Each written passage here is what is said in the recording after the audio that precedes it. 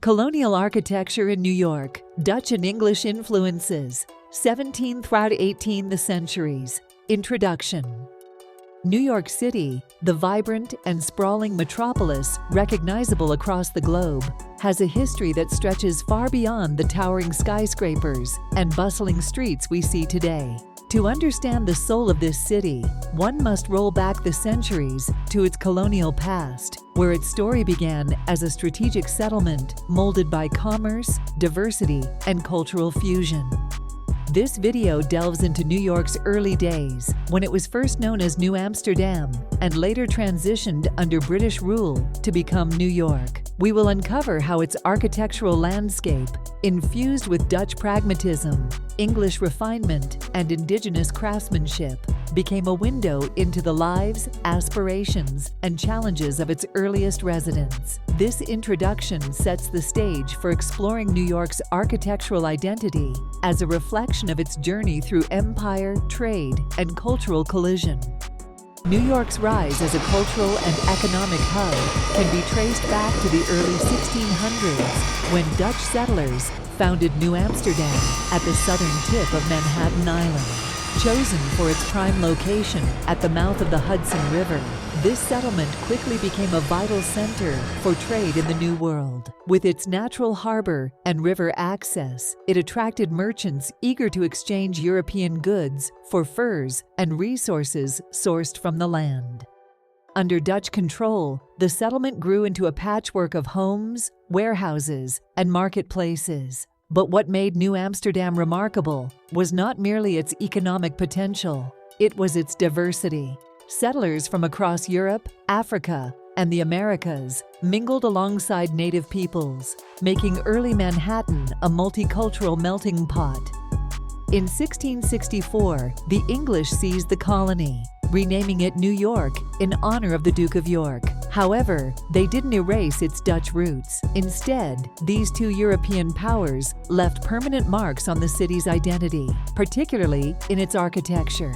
The buildings constructed during this time tell stories of invasion and adaptation, reflecting the influences of both Dutch and English traditions. Architecture in colonial New York was never merely functional, it also communicated the values, tastes, and priorities of its creators. While Dutch settlers brought their practical, simple designs, the English introduced an element of order and elegance, leaving behind a stylistic dialogue etched into brick and stone. These colonial structures stand as testaments to both collaboration and competition between empires. In addition to European influences, indigenous knowledge about the land, materials, and climate shaped the way these early structures were built. Thus, colonial architecture in New York embodies the interplay between practicality, resources, and aspirations for permanence. Each building tells its own story, one of survival, adaptation, and identity in a rapidly changing and contested world. When imagining the architecture of New Amsterdam, think of low-profile, sturdy buildings that reflected the Dutch's resourceful yet elegant style. Practicality was paramount. Homes and public buildings were designed to withstand harsh winters while maximizing natural resources. One hallmark of Dutch architecture in New York was the stepped gable roof. These distinctive rooftops, with their tiered triangular designs, were borrowed from Amsterdam, bringing a touch of the old world to the new. Constructed from handmade bricks brought over as ship ballast, Dutch colonial buildings were compact yet visually striking. Notable examples of Dutch influence can still be seen in remnants like the Wyckoff House in Brooklyn, one of the city's oldest wooden structures. Its gambrel roof, wide eaves, and efficient design capture the ethos of its Dutch builders, a balance between beauty and practicality. Equally important was how the Dutch approached urban planning. Streets were laid out in winding patterns, echoing the canals of Amsterdam, rather than the grid-like uniformity imposed during later English rule. This focus on organic layouts created a sense of community and lively public spaces where trade and conversation flourished.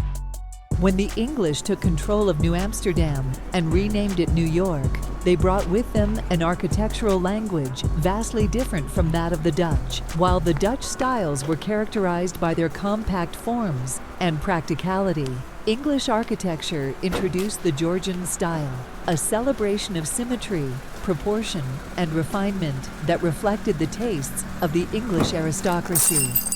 Georgian architecture was both elegant and imposing, with its symmetrical facades, orderly windows, and grand central doorways. This style, often constructed from stone or high-fired brick, marked a shift in priorities. While the Dutch had focused on sturdy, functional structures, the English favored designs that conveyed wealth, power, and stability. One prominent feature of Georgian structures was their attention to detail. Ornamental features such as cornices, pediments, and brick quoining, decorative corner patterns, became common. Buildings like St. Paul's Chapel, completed in 1766, embody the Georgian style, showcasing the shift from purely utilitarian buildings to ones designed to leave a lasting impression. However, English architects didn't completely abandon the Dutch foundations they inherited. Many Georgian-style houses retain the compact footprints of earlier Dutch buildings, creating a hybrid architectural vocabulary unique to New York. Though Dutch and English influences dominate the narrative of colonial architecture, it is crucial to recognize the role of indigenous knowledge and contributions during this period. Native peoples were stewards of the land, understanding its resources and offering construction techniques that settlers adapted to their needs. For instance, early settlers used locally available materials such as wood, stone, and clay that native peoples knew how to source and shape. Indigenous craftsmanship, particularly in woodworking, informed the durability of structures like log cabins and timber-framed houses that were found in early settlements. Additionally, the utility of wattle and daub building methods, a technique that uses woven wooden strips coated with clay or soil, was likely informed by indigenous practices. Beyond techniques, the relationships between settlers and indigenous peoples also shaped the character of the land itself, as colonial architecture often followed trails and settlement patterns created by native communities. This connection to the natural landscape can be seen in how certain buildings harmonized with their surroundings, blending European design with local sensibilities. When examining colonial architecture in New York, it is important to see it not just as a collection of old buildings, but as a record of human ambition, conflict, and collaboration. Each structure holds clues to the city's origins, reflecting the interplay of empires, cultures, and traditions that shaped early New York. For instance, Dutch settlers prioritized efficient yet aesthetically appealing building styles, which evolved under English rule into structures that exuded power and refinement. Meanwhile, indigenous cultures quietly influenced construction methods and materials, leaving their mark on the way these buildings were created.